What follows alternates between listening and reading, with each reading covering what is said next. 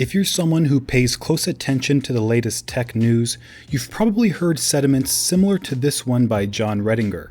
For most of Apple's history, they've kind of been run much like my 6-year-old toddler lives his life. They don't listen to anybody, and they kind of do what they want. And that's led to huge successes: iPhones, iPads, Apple Watches, a few failures along the way. And they've kind of been run like the old Henry Ford quote: if I asked people what they wanted, they'd ask for a faster horse. It's kind of been that Steve Jobs mantra of the consumers don't know what they want until we show them what they want. You could look at Apple's recent history and I think say there's been some big misses. You can look at the 2013 trash can Mac Pro as a gigantic swing and a miss. The keyboards in Apple's most popular PC, the MacBook Pros, have not been performing up to standards. And the MacBook line, a line that once made a ton of sense as their thin and light competitor, once the MacBook Air got updated, made 0 sense at all. But it seems like we are at a really big paradigm shift for the company. Apple is finally starting to listen to consumers. And I kind of beg the question, is this the new Apple? Now, if you want to watch that entire video, there's a link in the description, but the clip I just showed summarizes Jon's point pretty well. He goes on to cite 3 examples that demonstrate how Apple has changed and is now listening to their customers. First, the simplification of Apple's notebook lineup. Second, the iPad receiving its own dedicated operating system. And third, the 2019 Mac Pro being modular and upgradable compared to the 2013 cylindrical Mac Pro.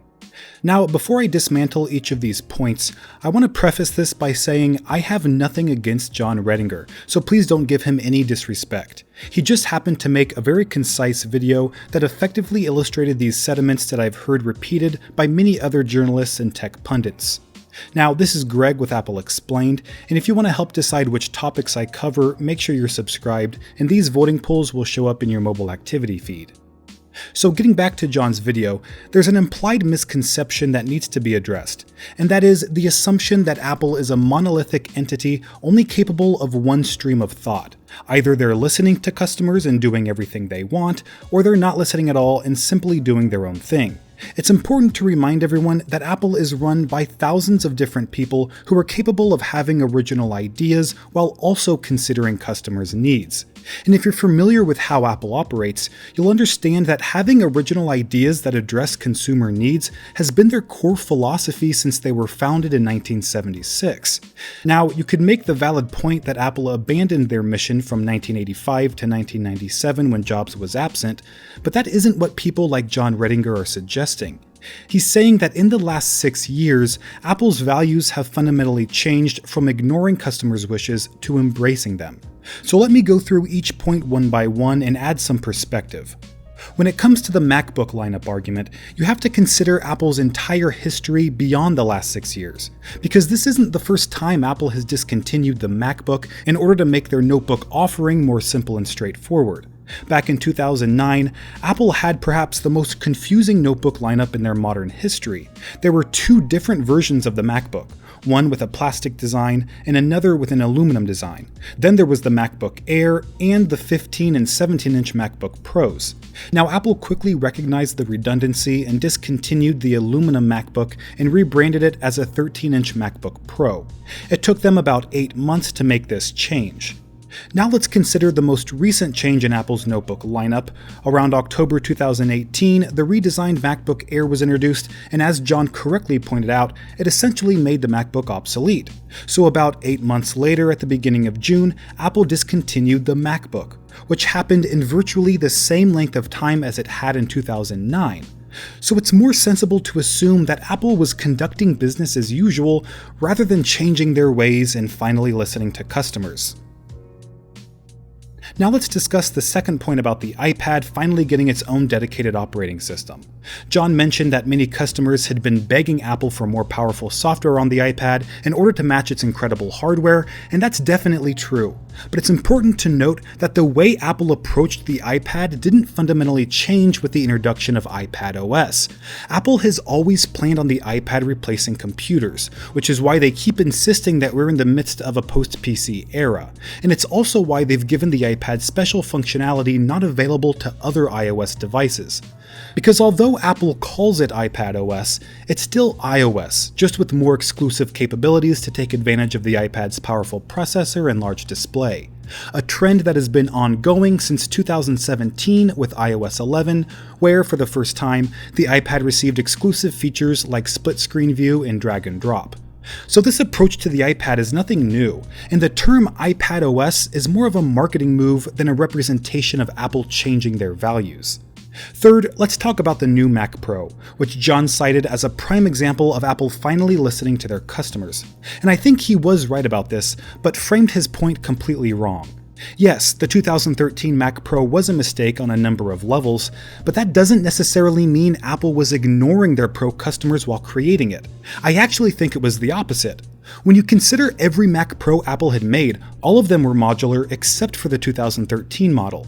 I think Apple genuinely believed they could make a dream desktop computer that served Pro customers even better with a new approach.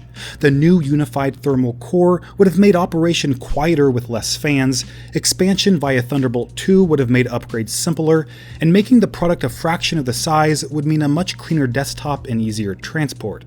But things played out differently than Apple expected. The 2013 Mac Pro was designed to accommodate a 2-GPU architecture that Apple thought the market would move toward, with more computational tasks being done on the GPU rather than the CPU. But that market shift never happened, and it put the Mac Pro in a very tight corner since its thermal system wasn't designed to handle a CPU-centric architecture. Apple recognized their mistake and released a traditional modular Mac Pro just this year. So while it's true that Apple was extremely receptive to their Pro customers' needs when creating the 2019 Mac Pro, it simply isn't true that Apple has been ignoring their customers for the last 6 years. And that brings me to a really important point that I want to make about Jon's video. The 3 examples he mentioned were clearly cherry-picked in order to prove his point, because there are several other examples that would have contradicted his theory. In 2014, Apple released the iPhone 6 and 6 Plus, with larger displays than ever before, which customers had wanted for years. They also featured near-field communication chips, which was a big deal since some people thought Apple might use their own proprietary technology.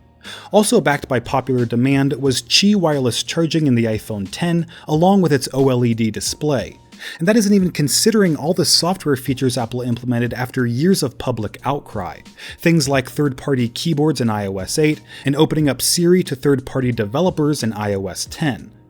Now, at the end of the video, Jon brings up Jonathan Ive leaving Apple and raises the question that if Apple is now listening to their customers, does that mean they can no longer create innovative and revolutionary products?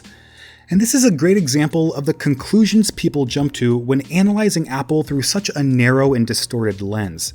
The company's ability to create original and revolutionary products isn't due to them ignoring customers. Steve Jobs never said he ignored customers. He said customers typically don't know what they want until they see it. Could Apple have created the iPhone if they didn't clearly understand their consumers' needs? I think not. In fact, the companies that didn't understand what customers wanted were the first to fail. BlackBerry thought customers wanted a plastic keyboard on their smartphones, but Apple understood that users were simply tolerating the keyboard until something better came along. Steve Ballmer, then CEO of Microsoft, thought customers would rather pay $100 for a Motorola Q as opposed to spending $500 on an iPhone. He actually said this. You can get a Motorola Q phone now for $99. It's a very capable machine. It'll do music, it'll do internet, it'll do email, it'll do instant messaging. So I kind of look at that and I say, well, I like our strategy. I like it a lot. Which is perhaps the clearest example of a company not listening to their customers. Microsoft went on to enter the touchscreen smartphone market late, 2 years after Google and 3 years after the iPhone, and only lasted 7 years before giving up due to lack of popularity among customers. So when it comes to creating innovative new products, you cannot be successful unless you know exactly what your customers want and need. And Apple has demonstrated this understanding time and time again. The iPod succeeded where other MP3 players failed. The iPad succeeded where other tablets failed. And the Apple Watch succeeded where other smartwatches failed. It's because Apple understands the most important thing to the everyday user is their experience with a product. It didn't matter that the Motorola Q was capable of music, internet, email, and instant messaging, when most customers couldn't even figure out how to load music to their phone, navigate to their favorite websites, or compose a new email. All customers had to do was experience the delight of using an iPhone, and they wanted it immediately. And no other company has delivered as many of those delightful experiences with technology as Apple. It's why they have such a dedicated user base, and it's why they were able to charge $500 for the first iPhone when other smartphones were a fraction of the cost. So while Apple may make mistakes from time to time, that doesn't mean they've abandoned their customers. And when they do something you like, that also doesn't mean they've adopted a new philosophy. Apple is a complex company made up of thousands of talented people who work together to make the best decisions possible. And when it comes to Jonathan Ive leaving Apple, I will make a dedicated video on the subject, but I'm not worried. He'll still be working with Apple, and he isn't the only talented designer they have. Alright guys, thanks for watching, and I'll see you next time.